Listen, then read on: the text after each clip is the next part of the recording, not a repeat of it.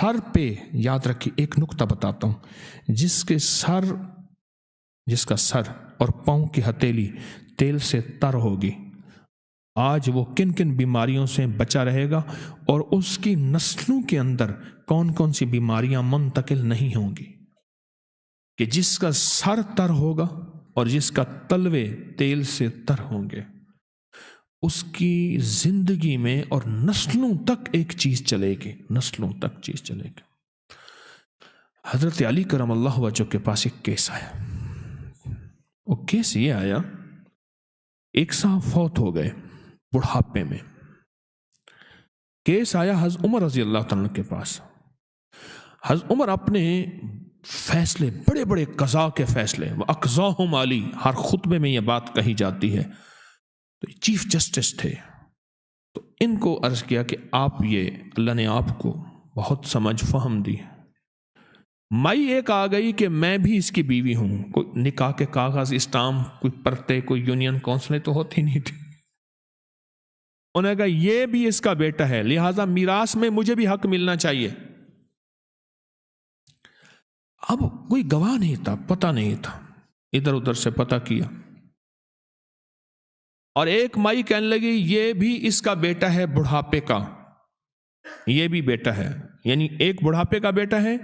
ایک بڑھاپے سے پہلے کا بیٹا تھا۔ آپ نے فرمایا دونوں دوڑو دوڑو، ایک پیچھے رہ گیا اور ایک جو ہے آگے نکل گیا۔ آپ نے فرمایا بڑھاپے کا بیٹا ہے اس لیے پیچھے رہ گیا۔ نسلوں کے اندر قوتیں، طاقتیں منتقل ہوتی ہیں تو بیماریاں بھی منتقل ہوتی ہیں، کیوں کہتے ہیں ہمارا یہ موروثی مرض ہے، خاندانی مرض ہے، اس عمر میں آ کے ہمارا یہ مرض ہو جاتا ہے۔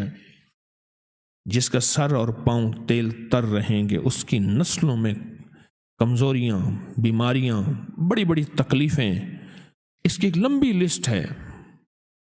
بہت لمبی، کبھی عرض کروں گا، وہ نہیں ہوں گی۔ اس کے پاؤں کے تلوے اور سر تیل سے تر رہے گا،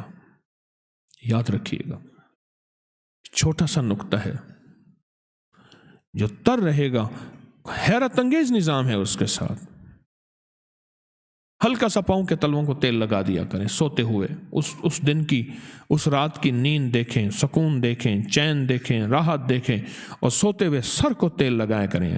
اگر بال بڑے ہیں تو اندر کر کے تیل لگایا کریں۔